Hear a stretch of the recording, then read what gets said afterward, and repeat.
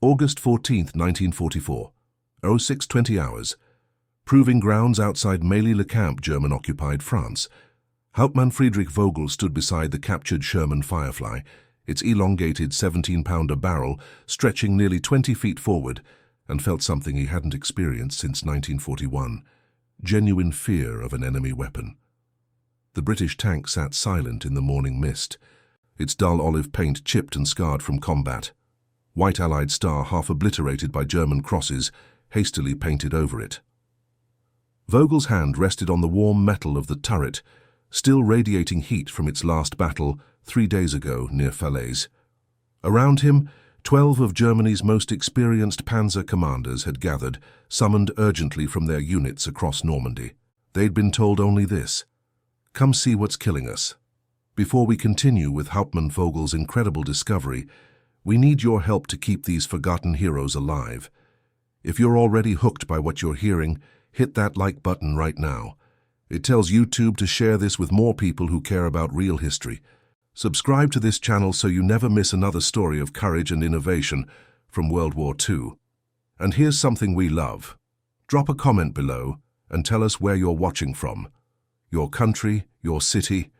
We have viewers from Buenos Aires to Berlin, from Manila to Montreal. Are you a veteran? Did your grandfather serve? Do you have a connection to this war? We want to hear from you. Now back to Mély-le-Camp, where Vogel was about to witness something that would shatter everything he thought he knew about tank warfare. The numbers told a story that German armor tacticians refused to believe. Between July 18th and August 10th, 1944, just 23 days, Panzer units in Normandy reported 347 tank losses. Standard after-action analysis attributed most losses to air attack, mechanical failure, or American 75mm guns at close range. But frontline commanders knew different. They'd seen Panthers, invincible Panthers with their sloped frontal armor and legendary 75mm guns, burning at ranges where return fire should have been impossible. They'd found Tigers, Germany's apex predator, holed through turret faces that were supposed to stop anything the Allies possessed. Vogel had lost his own Panther on August 3rd. He'd been commanding a company in the 9th Panzer Division near Sintho when the first round punched through his tank's glacis plate at an estimated 1/800 meters. The tungsten cord penetrator had entered just left of the driver's position, passed through the ammunition storage, and exited through the engine deck in a shower of sparks and transmission fluid. Vogel had 7 seconds to evacuate before the ammunition cooked off. His driver, Gefreiter Hans Kellermann from Bremen, just 19 years old, always talking about his girlfriend Maria and their plan to open a bakery after the war, didn't make it out.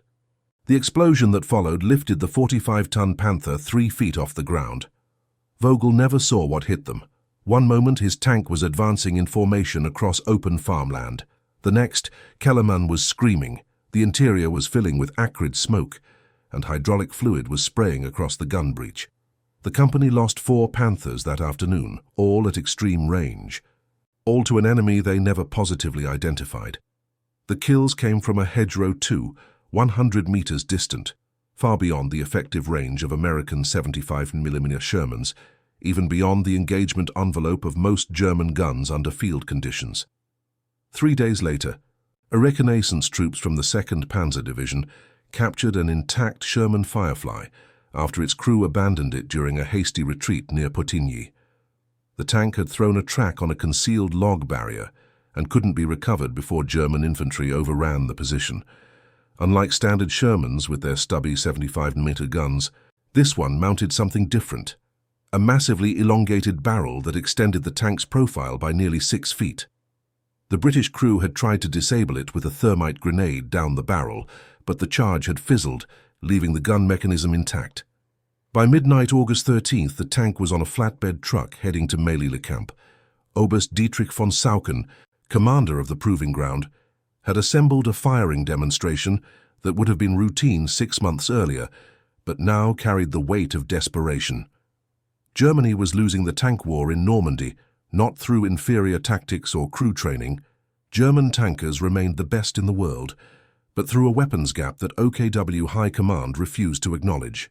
Von Salken had 3 Panthers positioned downrange at varying distances, 1 000 meters, 1 500 meters, and 2 1000 meters.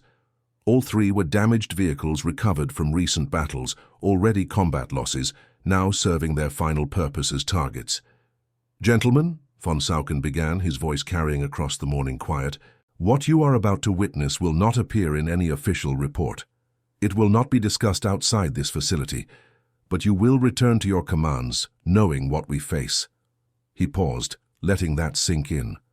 12 Panzer officers, representing 18 combined years of Eastern and Western Front experience, stood silent. They'd all lost tanks to this mystery weapon.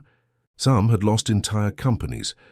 The captured Firefly's crew compartment smelled of British tobacco, sweat, and cosmoline grease, familiar military odors transcending nationality. Vogel climbed through the turret hatch with Feldwebel Otto Schmidt, a veteran gunner from Panzer Lehr Division who destroyed 41 enemy tanks since 1942. Schmidt settled into the gunner's position, his hands finding controls that were simultaneously foreign and intuitive, the universal language of tank gunnery. "British ergonomics," Schmidt muttered, adjusting the seat. "Not bad, actually. Sight picture is cleaner than our ZF optics." He traversed the turret experimentally, feeling the smooth rotation of British-manufactured bearings. The 17-pounder's breech sat massive and businesslike behind him, its interrupting screw mechanism simpler than German designs, but no less effective. Beside the gun, ammunition racks held 20 rounds of British APCBC, armor-piercing capped ballistic cap shells. Each round was notably longer than German 75mm ammunition, the projectile itself resembling a dart more than a conventional shell. The loader, a young Unteroffizier named Weber, who'd volunteered for the demonstration, hefted one of the British shells with visible effort. "Weight is approximately 15 kilograms, he reported, at least 3 kilos heavier than our Panther rounds. The shell's tungsten penetrator core, though Weber couldn't see it through the copper jacket, was the key.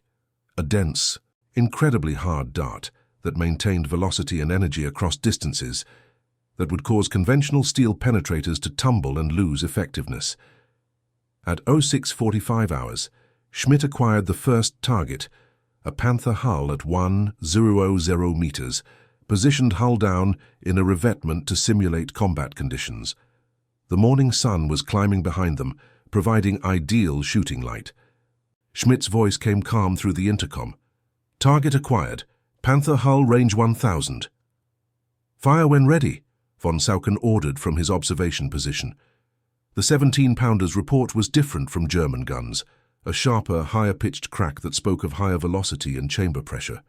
The shell crossed 100 meters in approximately 1 second. Through field glasses, Vogel watched the impact. Not the splash and deflection of a failed penetration, but a clean, perfectly circular hole appearing in the Panther's glacis plate, 70 millimeters of sloped armor that was supposed to provide protection equivalent to 120 millimeters of vertical steel. Sparks erupted from inside the hull, visible through the driver's viewport. "Penetration," Schmidt reported unnecessarily. Everyone had seen it. The second target sat at 500 meters, a distance at which most tank engagements in Normandy's close terrain never occurred, but a range at which German guns retained theoretical advantage. Schmidt adjusted elevation, compensating for drop, and fired. The increased range added fractional seconds to time of flight, enough that observers could track the shell's path through its wake of disturbed air. The round struck low, hitting the Panther's upper glacis near the hull turret join, another clean penetration. The hull's interior ignited, residual fuel in the lines, and flames licked from hatches. "Mein Gott," someone whispered behind Vogel. The third Panther sat at 2,000 meters, nearly 200 yards, a distance at which visual target identification became challenging, and most tank commanders wouldn't attempt engagement, except against massed formations. At this range, a standard American Sherman 75mm shell would have barely enough energy to penetrate light armor. A German 75mm KWK-42, the Panther's main gun, could theoretically penetrate enemy armor, but required near-perfect shooting conditions and exceptional crew skill. Schmidt took his time with this shot, adjusting for distance, wind, and the morning's atmospheric conditions. The mathematics of ballistics became exponentially complex beyond 1/500 meters. Small variations in temperature, altitude, and powder temperature produced significant point-of-impact changes. He fired. 2.5 seconds passed. The shell traveled 2,000 meters, dropping 15 feet from line of sight, while maintaining sufficient velocity to defeat armor. It struck the distant Panthers' turret face, a surface rated at 100 mm thickness, positioned at optimal defensive angle. The penetration was visible even at range, a bright flash, followed by the distinctive smoke pattern of internal combustion. The German officers stood silent, processing what they'd witnessed. What none of them realized, what British tankers themselves had only recently discovered, was that the Firefly represented a fundamental paradigm shift in anti-armor warfare. While German engineers had pursued larger caliber guns with bigger shells, British designers had instead focused on velocity. The 17-pounder's relatively narrow bore diameter of 76, 2 mm produced less internal stress and allowed higher chamber pressures than the German 88 mm. Combined with longer barrel length and the tungsten-cored ammunition, the result was muzzle velocity exceeding 3,000 feet per second, nearly 1,000 feet per second faster than the Panthers gun. Velocity, not caliber, determined penetration at range. The kinetic energy formula, 1/2 mass times velocity squared, meant that doubling velocity quadrupled energy, while doubling mass only doubled energy. The 17-pounder's projectile, though lighter than German shells, carried vastly more energy to target.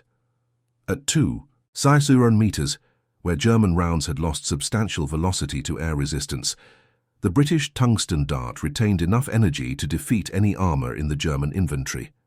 Von Saucken let the silence extend, understanding that the demonstration had rendered verbal analysis redundant. Finally, he spoke. "This weapon entered British service in January 1944. We have encountered it since D-Day.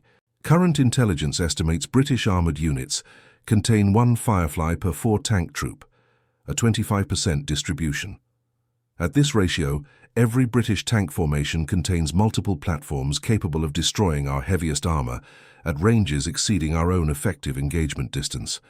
Vogel felt the implications settling over him like cold water. The tactical calculations that had governed Panzer warfare for 4 years, the mathematics of gun performance, armor thickness, and engagement range that made German tanks superior to most Allied vehicles, had been rendered obsolete by British engineering. A Sherman, previously dismissed as a Tommy Cooker and easy prey for Panther and Tiger guns, could now engage German armor with impunity from beyond German gun range. The strategic ramifications extended beyond individual tank engagements. German defensive doctrine in Normandy relied on hedgerow fighting, close-range ambush positions where German gun superiority compensated for Allied numerical advantage.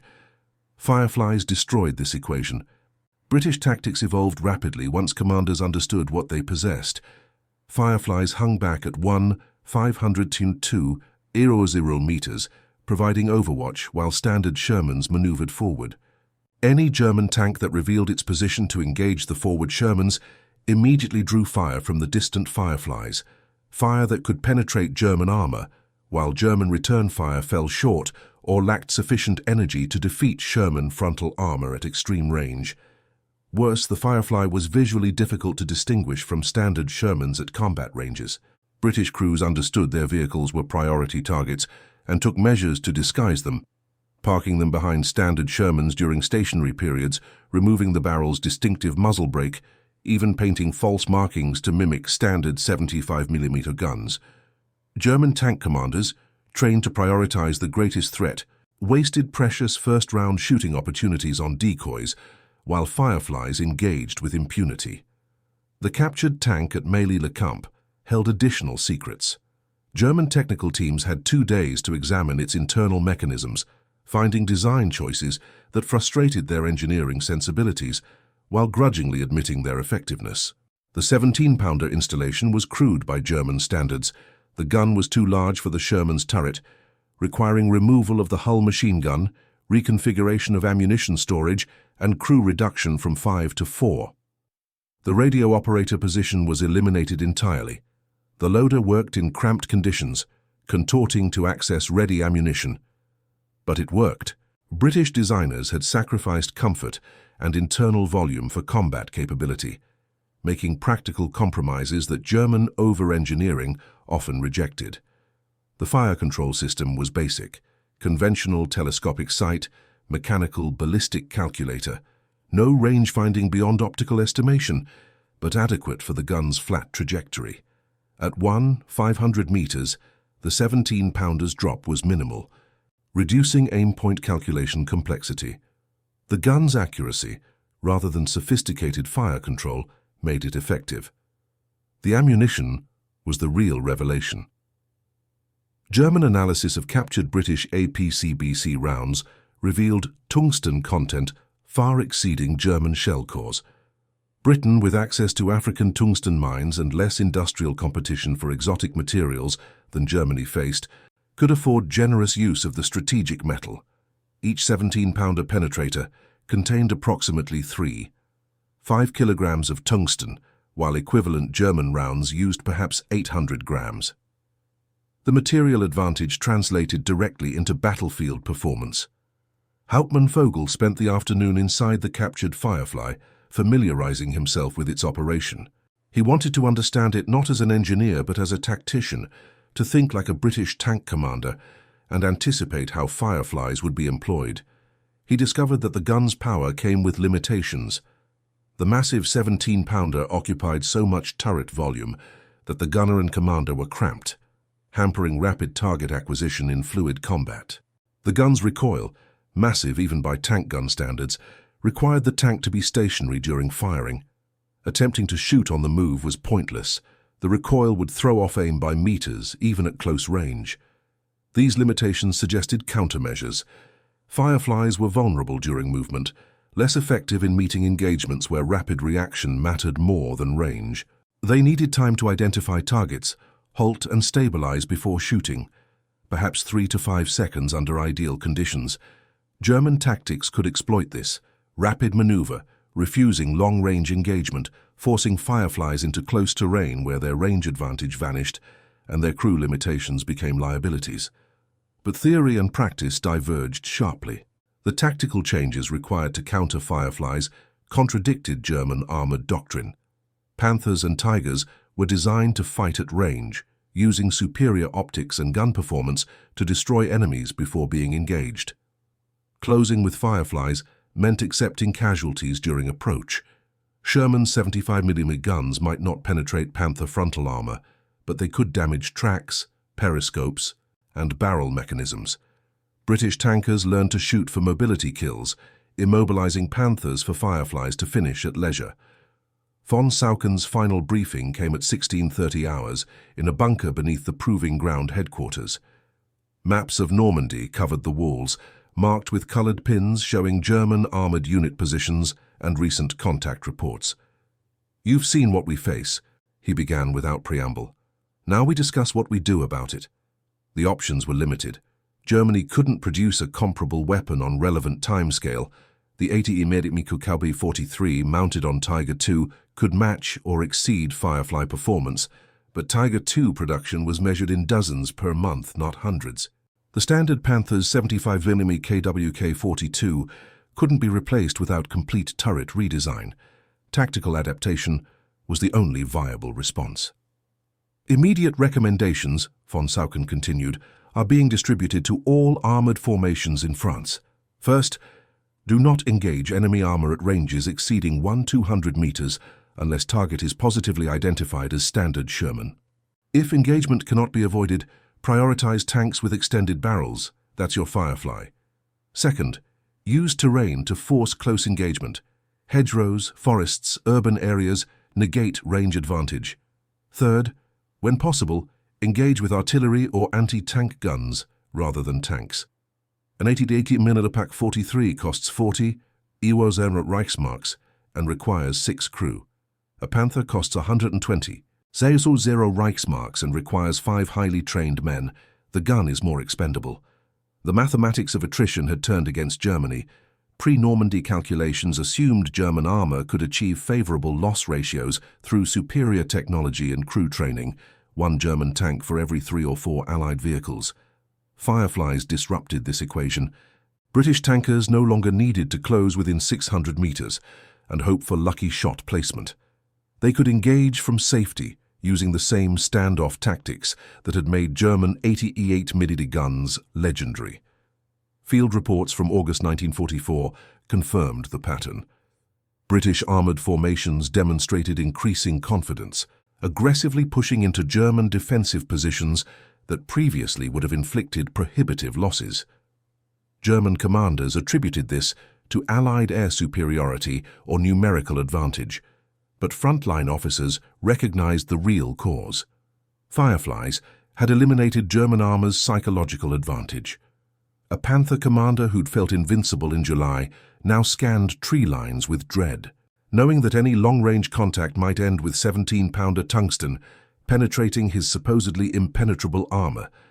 The demonstration at Mailly-le-Camp ended without ceremony. The officers departed to their units, carrying verbal briefings only, nothing written that might be captured. The implications were too devastating for documentation. If Allied intelligence learned that German High Command finally acknowledged Firefly superiority, it would confirm British tactics and validate current force disposition. Better to let the British wonder if their weapons' effectiveness was recognized. Vogel returned to 9th Panzer Division on August 16th, carrying knowledge that felt like a tumor, something malignant and inoperable that would slowly kill the patient. He briefed his company commanders in a forest clearing east of Falaise, using a stick to draw diagrams in the dirt. "The weapon that killed Kellerman has been identified," he began, and saw recognition in their eyes. Every officer present had lost men to mystery long-range fire. The tactical changes were implemented immediately, but felt like surrendering initiative. Panthers that had previously operated as apex predators, hunting across open terrain, now skulked in forests and villages, avoiding exposure. Commanders were instructed to decline engagement beyond 1,000 meters, essentially ceding the battlefield to any enemy willing to maintain distance. It was defensive, reactive, fundamentally contrary to German armored doctrine, but it kept crews alive. Over the following week, 9th Panzer Division's loss rate decreased by approximately 30%. Tanks survived not through superior combat, but through avoiding combat, remaining concealed, refusing advantageous-seeming engagements that would expose them to Firefly overwatch, withdrawing when encountering enemy armor in open terrain. The psychological toll was immense. Tank commanders trained to be aggressive hunters became cautious prey, always scanning for the telltale extended barrel that meant death at 2,000 yards. What the German officers at Mailly-le-Camp never fully grasped was how close the Firefly came to never existing. British development of the 17-pounder anti-tank gun began in 1941, recognizing that future German armor would defeat existing British weapons. But mounting the gun in a tank proved problematic. British tank designs couldn't accommodate it, and developing entirely new vehicles required years Germany wasn't allowing. The solution, cramming the oversized gun into American-built Sherman chassis, was considered desperate compromise, a bodge rather than proper engineering. British Army initially resisted Firefly deployment. Tank crews complained about reduced internal space, loss of the hull machine gun, and difficult ammunition handling. Some units refused to accept Firefly distribution, preferring familiar Shermans with their comfortable 5-man crews and proven reliability. Only after D-Day, when the first Fireflies engaged Panthers in Normandy's bocage and reported consistent kills at ranges exceeding 1,500 meters, did attitudes shift. By August 1944, Firefly production reached 78 vehicles per month, not enough to equip all British armoured units, but sufficient to place 4 per squadron. Distribution was deliberately asymmetric. Experienced crews received Fireflies, while newer crews worked up in standard Shermans. The weapon's power was recognized as requiring judgment. Shooting at extreme range meant ensuring proper target identification. British tankers developed protocols. Fireflies engaged first. targeting the greatest threat at maximum range. Standard Shermans followed up, engaging lighter vehicles or providing supporting fire. The German response, meanwhile, suffered from institutional denial at high levels. While frontline officers like Vogel understood Firefly capabilities, OKW High Command attributed Allied armored success to air superiority and numerical advantage. Reports of 2.0-meter penetrations were dismissed as exaggeration, obviously impossible given known British gun performance. This disconnect between frontline reality and high command perception persisted through autumn 1944, contributing to catastrophic German losses during Operations Market Garden and the Lorraine campaign. Individual German tank commanders developed countermeasures through trial and error. Some Panthers carried binoculars with 10x magnification, far better than standard 2.5x gun sights, allowing positive Firefly identification at ranges where engagement could still be declined. Others adopted aggressive maneuver tactics, advancing in short rushes between cover to minimize exposure. The most effective response was combined arms cooperation, Panthers working with infantry and anti-tank guns, using infantry reconnaissance to identify Firefly positions before German armor exposed itself. But these adaptations couldn't compensate for fundamental weapons disadvantage. A Firefly in good position, commanded by competent crew, could dominate 2.0 meters of frontage with near impunity. German armor operating in that zone faced stark choice: withdraw or die. The psychological impact cascaded through Panzer formations. Crews who'd fought on the Eastern Front, where German gun superiority was reliable, found Western Front combat profoundly disorienting. The experience of being outranged, of dying to enemy fire before you could effectively return it, was demoralizing in ways that simple numerical disadvantage wasn't. The captured Firefly at Mély-le-Camp remained at the proving ground through September 1944, used for continued testing and crew familiarization. German engineers stripped it for detailed analysis, creating technical reports that went unread by decision-makers who could have implemented changes. The vehicle was eventually destroyed during Allied air raids in October, eliminating a potential intelligence asset but hardly mattering. By then, Germans faced Fireflies in such numbers that captured vehicles were strategically irrelevant. Hauptmann Friedrich Vogel survived the Normandy campaign. His Panther destroyed twice more before the German retreat east of the Seine. He commanded Panthers through the Ardennes offensive and final defense of Germany, finally surrendering to American forces in April 1945. After the war, he returned to Cologne, taking a position as a machinist in a factory rebuilding the city's infrastructure. He married Greta, a nurse he'd met during recovery from wounds received in December 1944, and they had 3 children. Vogel never spoke publicly about the war. His family knew he'd been a tank commander, but little more. He deflected questions with gentle humor and changing subjects. He attended veterans' gatherings irregularly, uncomfortable with war nostalgia that seemed to romanticize experiences he remembered as terrifying and brutal. In 1963, a British military historian researching Firefly combat effectiveness tracked him down through records and requested an interview. The conversation was brief. Vogel confirmed he'd attended the Mély-le-Camp demonstration and discussed the tactical adjustments implemented afterward. When asked about the psychological impact of facing the Firefly, he paused for a long moment before answering, "We stopped feeling invincible. That was the real weapon, not the gun itself, but what it meant. We were no longer the hunters." The historian noted that Vogel seemed relieved when the interview ended. Friedrich Vogel died of heart failure on November 3, 1981, aged 58. His obituary in the Cologne newspaper mentioned briefly that he'd served in the Wehrmacht during the war, focusing instead on his 3 decades as a machinist and his volunteer work with youth sports programs. None of his colleagues at the factory knew he'd been present at one of World War II's most significant but overlooked military demonstrations. The moment German armored forces discovered that technological superiority had shifted irreversibly to their enemies. The proving ground at Mély-le-Camp was abandoned after the war, eventually converted to agricultural use. No monument marks the location where German officers watched their doctrine dismantled by British engineering. The 3 Panther hulks used as targets were cut up for scrap in 1946, their armor plates, penetrated by tungsten-cored rounds at ranges that should have been safe, recycled into French reconstruction. The site exists now as wheat fields and pasture land, historically insignificant, except for what was learned there on August 14, 1944. But in British military museums, in archives containing after-action reports from Normandy to the Rhine, the legacy persists. Sherman Fireflies are credited with approximately 500 to 700 German tank kills during Northwest Europe campaign, a remarkable tally for a weapon initially dismissed as a compromise. The 17-pounder's penetration performance established new standards for post-war tank gun design. Modern tank guns, 120mm smoothbores capable of defeating composite armor at 3,000 meters, are direct descendants of the same principle.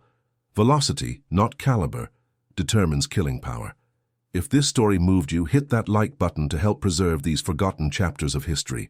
Subscribe to this channel so you never miss another story of the courage and innovation that defined World War II. Drop a comment below telling us where you're watching from, your country, your city. Do you have family who served? Have you visited these battlefields? We want to hear your stories too. Thank you for keeping these memories alive.